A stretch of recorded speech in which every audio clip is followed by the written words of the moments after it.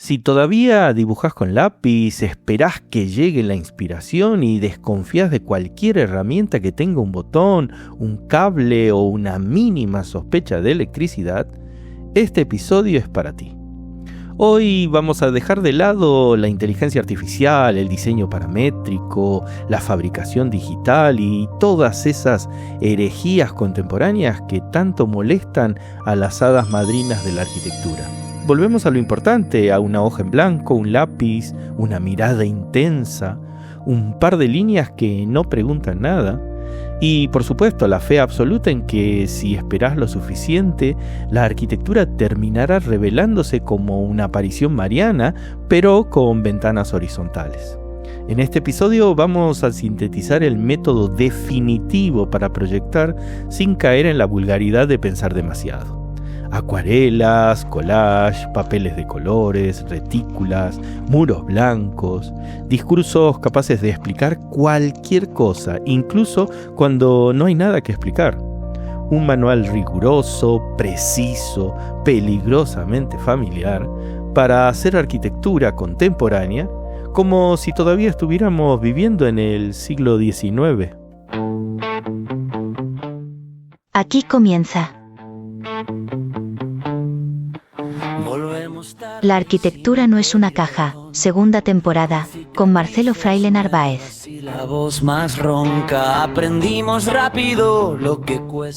La arquitectura no es una caja. Un programa hecho con amor y sin miedo a incomodar. Nos miraron raro por no encajar, por no sonreír. Muy buenos días. Muy buenas tardes y muy buenas noches. Es bien sabido que durante el siglo XXI, para un arquitecto resulta demasiado fácil caer en las vanas promesas de la inteligencia artificial, de los sistemas digitales y de todas esas herramientas pecaminosas que no hacen otra cosa que alejar la genialidad del arquitecto de los susurros de las hadas madrinas. Para proyectar correctamente un edificio contemporáneo, un edificio de apariencia seria que se nutra de las más puras corrientes de nuestro querido padre, el gran y divino Le Corbusier, o de cualquiera de sus acólitos, es fundamental seguir una serie de pasos.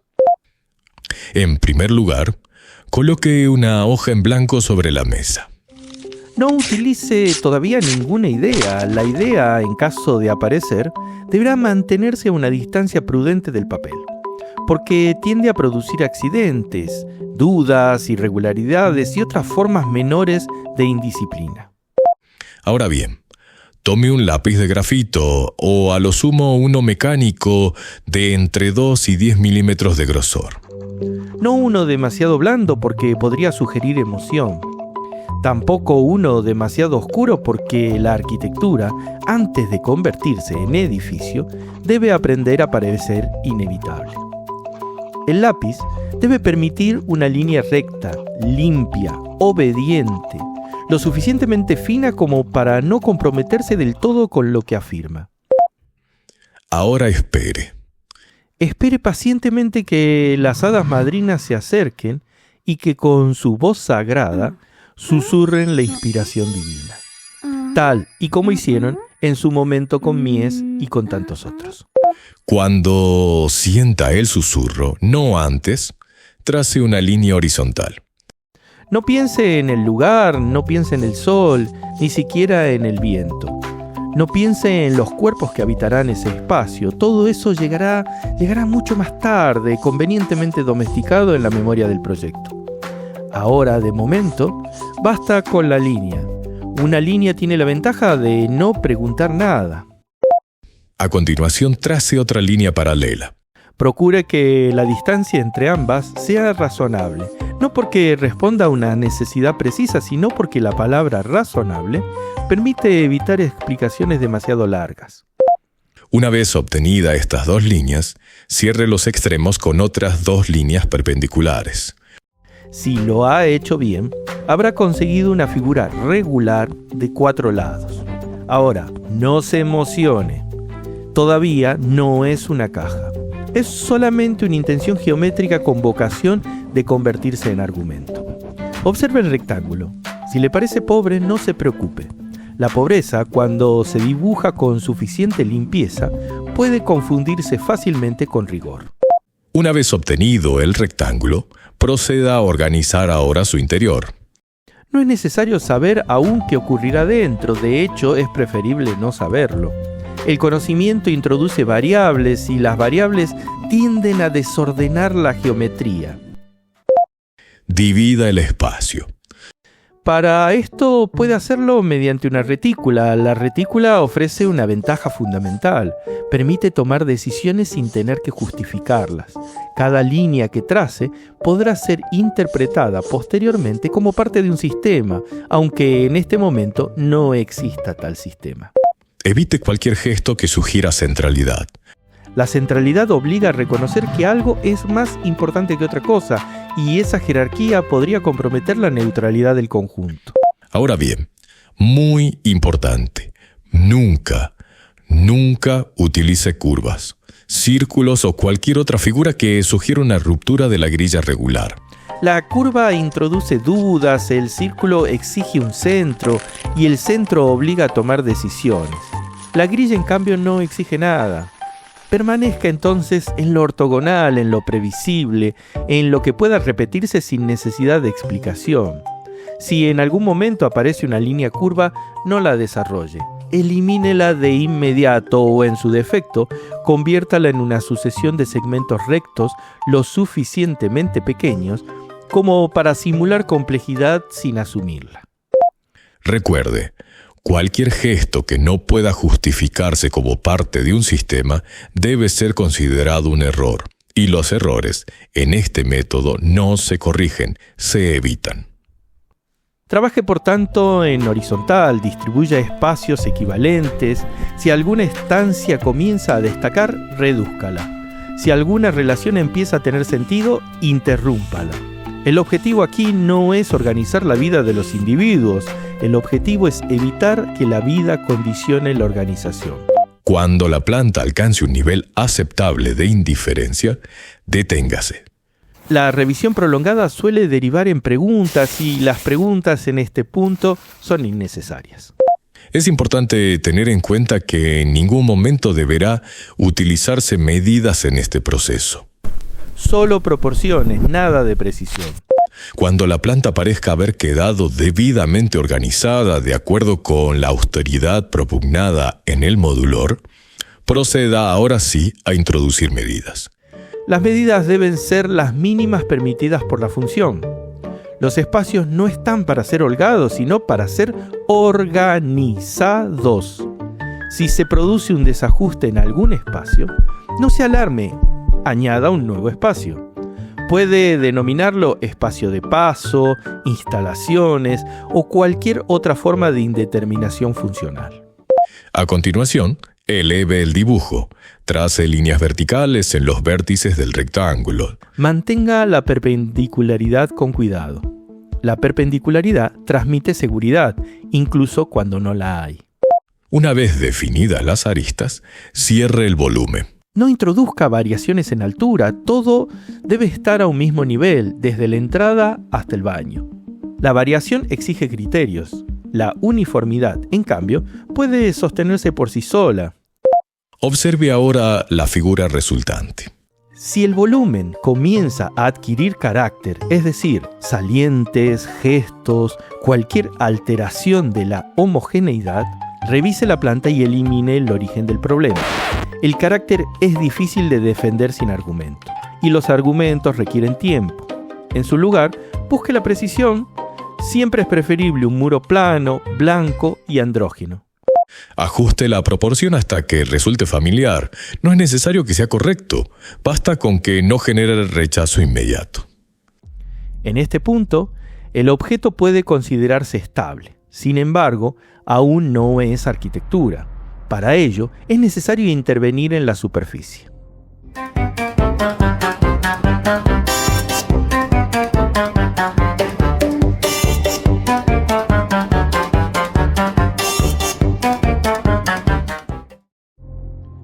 Una vez definido el volumen, es necesario dotarlo de orden. No se trata de comprenderlo, se trata de hacerlo legible.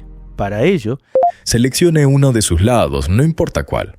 En esta fase todas las caras son equivalentes y esa equivalencia es precisamente lo que conviene preservar. Sitúese frente a esa cara. Observe su superficie continua, sin interrupciones.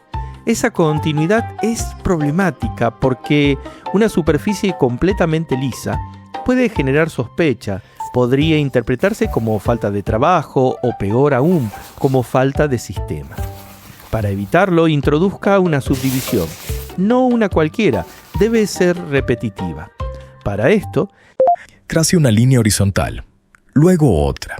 Mantenga la distancia constante entre ellas. La constancia transmite control, incluso cuando no hay nada que controlar. A continuación, introduzca líneas verticales. No es necesario que respondan a un mismo módulo. El objetivo es obtener una retícula y no es imprescindible que tenga relación con la estructura. Tampoco con lo que ocurre en el interior. Lo que importa es que exista. En caso de considerarlo oportuno, puede incorporar algunas diagonales. Así, si alguien pregunta, mencione con naturalidad los trazos reguladores que muchas veces utilizó el maestro en sus obras. No es necesario que sea cierto. Este gesto otorga al proyecto una conexión inmediata con la historia y, al mismo tiempo, lo posiciona en un lugar cómodo, el arquitecto culto que no necesita demostrar demasiado. Una vez obtenida la retícula, proceda a perforarla. Abra huecos, distribúyalos de manera homogénea, evite concentraciones, desplazamientos o agrupamientos que puedan sugerir algún tipo de intención. La decisión es difícil de sostener si alguien decide preguntar por ella. Si en algún momento duda sobre la posición de un hueco, recurra a la repetición. Repite el anterior y el anterior del anterior. La repetición tiene la ventaja de no necesitar explicación. Importante. Evite bajo cualquier condición el uso de la simetría. A lo sumo, y tratando de no abusar, puede recurrir a un equilibrio de masas. Pero recuerde, debe interpretarse este gesto siempre y únicamente como último recurso. Observe ahora la fachada. Si empieza a percibir un ritmo irregular, indeterminado, va por buen camino. Si ese ritmo no tiene ningún tipo de relación con nada, mejor aún. En este punto, puede introducir una ligera variación, pero hágalo con cuidado. Las variaciones no deben parecer un gesto, deben parecer una consecuencia. Puede desplazar ligeramente algunos huecos o alterar mínimamente su dimensión, siempre dentro de un margen que permita afirmar que existe una regla, aunque nadie sea capaz de formularla con precisión. Esto le permitirá más adelante hablar de complejidad sin haber tenido que asumirla. Es importante que, tras estas operaciones, la fachada no explique demasiado, debe sugerir un sistema, pero no confirmarlo, debe parecer pensada, pero no tanto como para poder reconstruir el pensamiento. En ese equilibrio inestable reside su principal valor. Aprovéchelo. Llegados a este punto, el objeto ya posee una cualidad fundamental, puede ser descrito, y eso, en arquitectura, suele confundirse con haber sido pensado. Recuerde, la fachada debe ser blanca, un blanco puro bajo el sol. Si resulta imprescindible introducir color, hágalo únicamente a través del material o, en su defecto, mediante colores primarios en cantidades mínimas y bien acotadas. Cualquier exceso podría interpretarse como una decisión, y las decisiones, en este punto, siguen siendo peligrosas.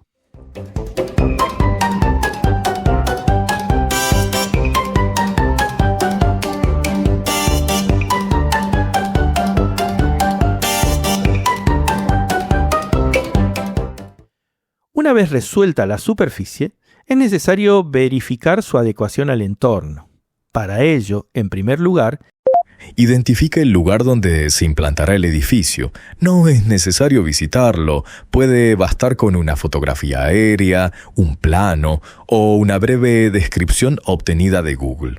El exceso de información tiende a generar interferencia y eso, cuando ya se tiene listo el proyecto, resulta no recomendable. Anote algunos datos relevantes. Serán fundamentales más adelante cuando llegue el momento de redactar la memoria descriptiva. Datos como orientación, clima, condiciones del suelo, presencia de edificaciones cercanas, son oro en polvo si se los cita con ingenio durante la descripción del proyecto. No es imprescindible utilizarlos ahora. Su función en esta fase es simplemente garantizar que han sido considerados. Y sobre todo, evitar que les sorprenda si el proyecto ha sido desarrollado, por ejemplo, hacia la peor orientación posible. Para comprobarlo, vuelva al proyecto, observe el volumen, observe la fachada. Si no encuentra en ellos ninguna relación evidente con los datos anteriores, no se alarme.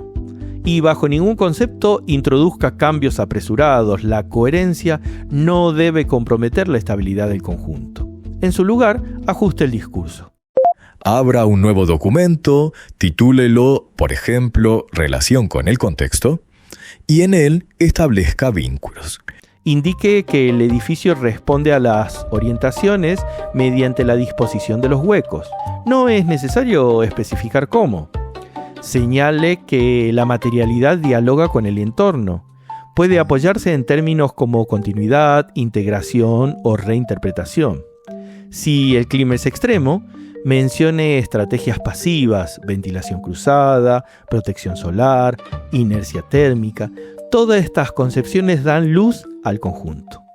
No es imprescindible que estas estrategias sean verificables en el dibujo. Basta con que resulten plausibles. En relación con el entorno construido, afirme que el proyecto respeta las alineaciones. Si no las respeta, indique que las reinterpreta. Ambas opciones son perfectamente compatibles. Si debido a la orientación, al contexto o al tamaño de las aberturas, los espacios interiores resultan excesivamente oscuros, proponga una intervención más ajustada. Puede recurrir a expresiones como enmarcar visuales, regular la iluminación o generar una entropía controlada. Cualquier formulación suficientemente ambigua será válida. Una vez establecido el vínculo con el lugar, es necesario considerar al usuario, así que defina un perfil, pero no demasiado concreto. La concreción obliga a tomar decisiones difíciles de revertir.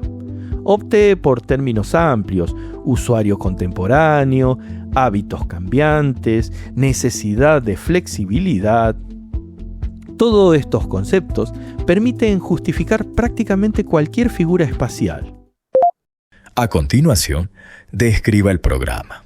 Distribuya funciones. Evite que la distribución condicione la forma. Si alguna función requiere una adaptación específica del espacio, evalúe la posibilidad de redefinir la función. Es más sencillo ajustar el uso que modificar la geometría. Si el usuario exige condiciones que el proyecto no contempla, incorpórelas en el texto. Indique que el edificio favorece la interacción, que promueve el bienestar, que se adapta a las distintas formas del hábitat. Esto no es necesario demostrarlo. La arquitectura en este punto ya ha sido definida. El resto puede ser explicado. Finalmente, revise la coherencia del conjunto. No entre el proyecto y el lugar, no entre el espacio y el uso, sino entre el dibujo y su descripción. Si ambos coinciden en el nivel de ambigüedad, el proceso puede considerarse correcto.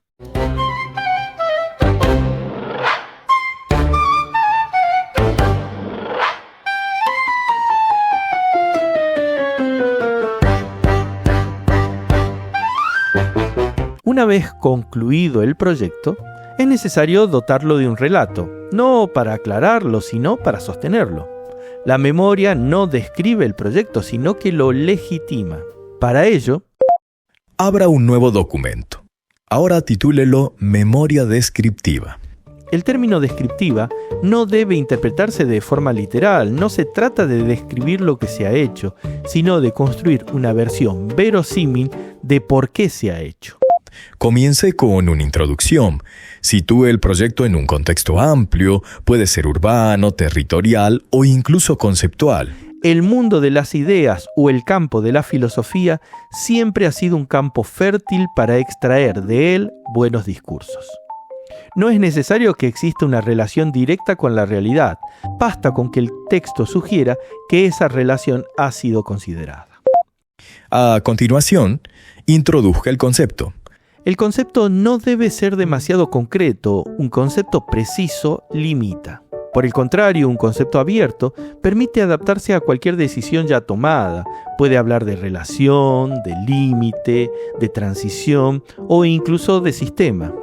Cualquier término que no obligue a una definición exacta será válido.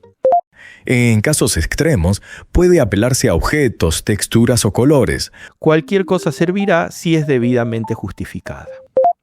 Una vez establecido el concepto, proceda a vincularlo con el proyecto. Indique que la planta responde a él, que la fachada lo expresa, que la materialidad lo refuerza. No es necesario demostrarlo. La repetición de las ideas en distintos apartados genera la sensación de coherencia.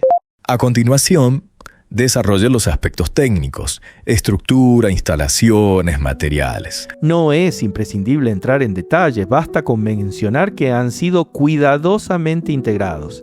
El término integrado resulta especialmente útil. Permite dar por resuelto problemas que no han sido abordados. En relación con la sostenibilidad, incorpore referencias a estrategias pasivas, ventilación, iluminación natural, eficiencia energética. No es necesario cuantificar. La sostenibilidad en este contexto funciona mejor como intención que como dato. Evite en la medida de lo posible cualquier afirmación que pueda ser verificada con facilidad. La memoria debe moverse en un nivel de abstracción suficiente como para resistir la comprobación directa. Si en algún momento surge una contradicción entre el texto y el dibujo, priorice siempre el texto. El dibujo puede interpretarse. El texto, si está bien formulado, se impone. Una vez finalizado el documento, revíselo. No busque errores. Busque coherencia interna. Si el texto se sostiene por sí mismo, el proyecto quedará automáticamente reforzado. En este punto, la arquitectura ya no necesita espacio, depende de su explicación. Y cuando eso ocurre, el proyecto deja de necesitar ser entendido. Le basta con estar bien escrito.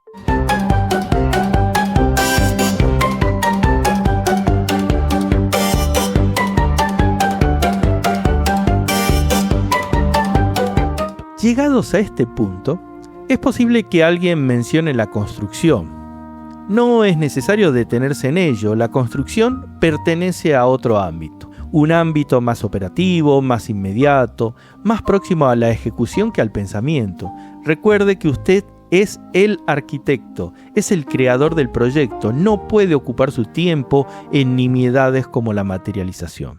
La construcción, en todo caso, es una consecuencia y, como toda consecuencia, puede desviarse. Ahora bien, si durante la ejecución aparecen errores, desajustes o incoherencias en el proyecto, no se alarme. En la mayoría de los casos podrá atribuirse a una incorrecta interpretación de sus planos. El constructor no ha entendido. Esta afirmación, correctamente formulada y repetida con la suficiente convicción, suele ser suficiente para restablecer el orden. En situaciones donde el error resulte demasiado evidente, no introduzca modificaciones sustanciales en el proyecto. Limítese a ajustar la narrativa. Indique que la obra ha adquirido matices durante su ejecución, que el proceso ha permitido revelar aspectos no previstos inicialmente, que el resultado final incorpora una capa de realidad que enriquece la propuesta original. Este tipo de formulaciones permite absorber el error sin necesidad de reconocerlo. Ante la duda, recurra a soluciones materiales que faciliten este proceso. El hormigón visto, por ejemplo. El hormigón visto tiene la capacidad de asumir imperfecciones, fisuras, variaciones y pequeñas desviaciones como parte de su propia naturaleza. Lo que en otro material podría considerarse un fallo, aquí puede presentarse como carácter. Lo mismo ocurre con ciertos acabados continuos. Cuanto menos detalles, menos posibilidades de conflicto. Evita, en la medida de lo posible, sistemas excesivamente tecnológicos. La tecnología exige precisión y la precisión obliga a tomar decisiones que luego deben ser verificadas. En su lugar, recurra a sistemas tradicionales, muros blancos, ventanas horizontales, madera, elementos reconocibles, consolidados, difíciles de discutir. Si durante la ejecución surgen cuestiones específicas, cómo se soporta este muro, por dónde discurren las instalaciones, por qué una puerta no abre correctamente, no es necesario intervenir directamente. Son cuestiones menores, detalles. Y el detalle en este método no define la arquitectura, la compromete. Retrase la respuesta con fórmulas del tipo: espera ver la obra terminada. Si la duda persiste una vez finalizada la obra, atribúyala sin vacilación a una deficiente interpretación por parte del constructor, que, una vez más, no ha sabido leer correctamente la documentación. En situaciones extremas, permita que otros agentes resuelvan estas situaciones. En caso de que la solución no sea la esperada, podrá siempre argumentarse como una interpretación particular del sistema propuesto. Recuerde que el proyecto no se valida en la obra, se valida en la coherencia interna. Y esa coherencia, si ha sido correctamente construida en las fases anteriores, no debería verse afectada por ajustes puntuales derivados de la ejecución de la obra. En este punto es importante mantener la distancia. No descienda al nivel de la resolución técnica más allá de lo estrictamente necesario. No se involucre en las discusiones sobre encuentros, fijaciones o tolerancias. Ese tipo de conversación tiende a desplazar el foco hacia aspectos que, en este método, han sido cuidadosamente evitados desde el principio. Recuerde, usted es el arquitecto, no está aquí para resolver minucias como la construcción de un espacio. Está para sostener una idea, y si la idea es lo suficientemente sólida en su formulación, lo demás, en teoría, deberá encontrar su lugar, aunque no lo haga. Una vez materializado, el objeto adquiere una propiedad fundamental: puede repetir. Y la repetición es, en este sistema, una forma de validación. A continuación, introduzca el proyecto en un entorno académico o profesional. Preséntelo, explíquelo, utilice el lenguaje preciso con una alta carga de ambigüedad, hable de sistema, de orden, de rigor. Si existe alguna anécdota de obra, reinterprete su contenido para que refuerce la lógica del proyecto. Si no dispone de ninguna, recurra a los clásicos, alguna anécdota de Le Corbusier o de Mies o cualquier otro referente siempre resulta útil. Evite términos que sugieran duda o conflicto. La duda debilita la percepción del control. Si algo no puede ser explicado, no necesita ser mostrado. En este proceso es recomendable acompañar el discurso con imágenes. Estas serán las imágenes oficiales. No permita ni fomente otro ángulo que los establecidos. Solo la mirada del proyectista es la válida. Si recibe comentarios, clasifíquelos. Aquellos que cuestionen aspectos superficiales pueden ser incorporados sin riesgo al discurso. Color, textura, material. Esta operación no solo absorbe la crítica, sino que refuerza su posición, demuestra apertura sin comprometer nada esencial. Por el contrario, aquellos que afecten a la estructura del proyecto deben ser tratados con cautela. Responder implica reabrir decisiones que ya han sido correctamente cerradas. En estos casos, recurra a la coherencia interna. Indique que el proyecto responde a una lógica propia. No es necesario explicarla completamente, basta con afirmar su existencia.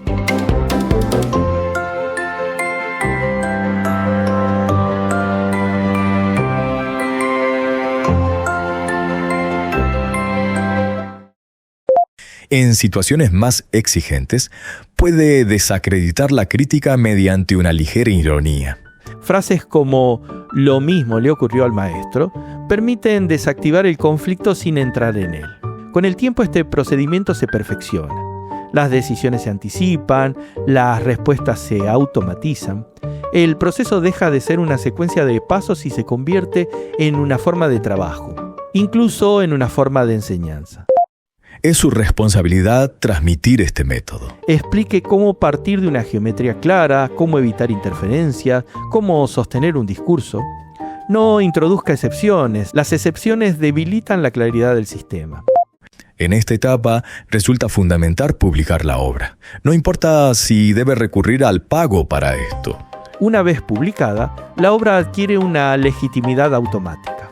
Pasa a formar parte de un círculo donde ya no necesita ser discutida, y si además alguien habla de ella, aunque no la entienda, el éxito puede considerarse completo. Ahora, solo basta comenzar con el siguiente encargo. Postdata. Si te quedaste con ganas de más, seguimos la conversación en X como @frailemarcelo o en Instagram en @marcefraile. También puedes encontrarme en Facebook o en LinkedIn como Marcelo Fraile Narváez o escribirme directamente al correo a mfrailenarvaez@gmail.com. Tus comentarios, like y reseñas son el combustible que mantiene vivo este proyecto y que lo ayudan a crecer. Gracias por escuchar, por estar al otro lado y por seguir creyendo que la arquitectura puede ser algo más que una caja. Pórtense bien, sean felices y nos vemos pronto. Un gran abrazo. Chau. Has escuchado La arquitectura no es una caja, con Marcelo Fraile Narváez.